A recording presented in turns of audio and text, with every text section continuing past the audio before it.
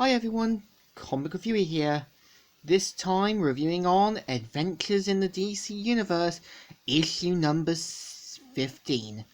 Now, as you know, Adventures in the DC Universe was meant to be DC's more piloted version to Justice League and Justice League Unlimited.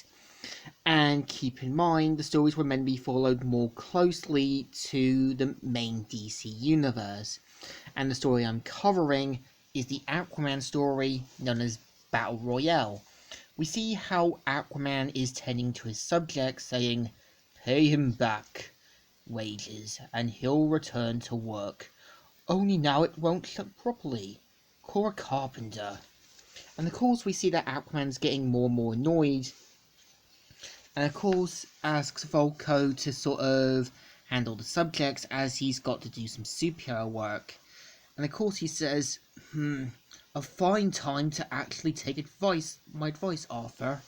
So of course Aquaman says, domestic squabbles, petty problems, is this why I am king?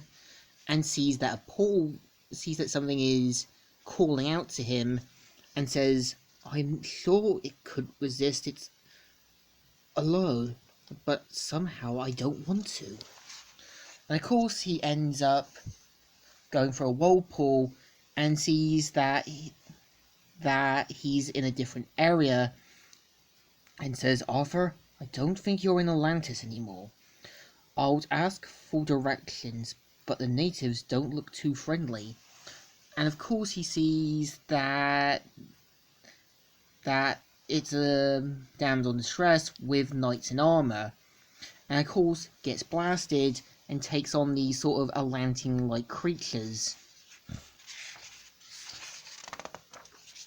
And of course ends up meeting the person who holds Excalibur, and of course she points out that she needed Aquaman's help, as we are introduced to Morgan Le Fay, who looks much different than the version in Justice League and Justice League Unlimited.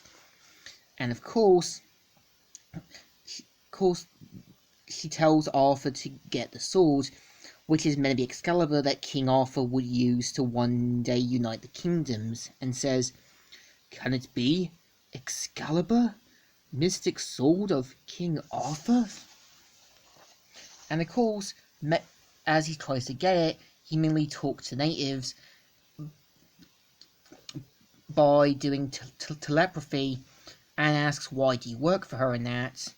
And they're amazed that he can talk and that, but they realise that, she can be a bit snail, can't she? And they decide to let Aquaman go, as they found a newfound respect for him, and says, we will settle this among our own kind, with Aquaman saying, many thanks. And of course tries to go for Excalibur,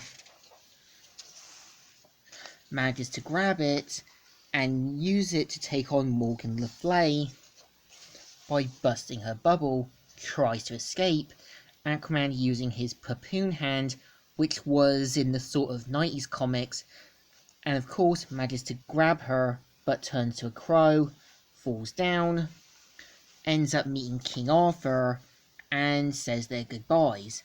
And of course Aquaman is amazed, and if not, shocked that he's witnessing history in the making, and after this found a whole newfound respect for his title as king.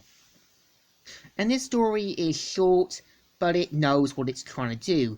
It's trying to show that Aquaman realizing that being a king is more about settling problems, it's more about setting an example, and making sure to show people that you're setting the proper example. And I think this story isn't too bad, so I think it deserves a thumbs up. Still good, and still alright. So, Comic Reviewer here, signing out.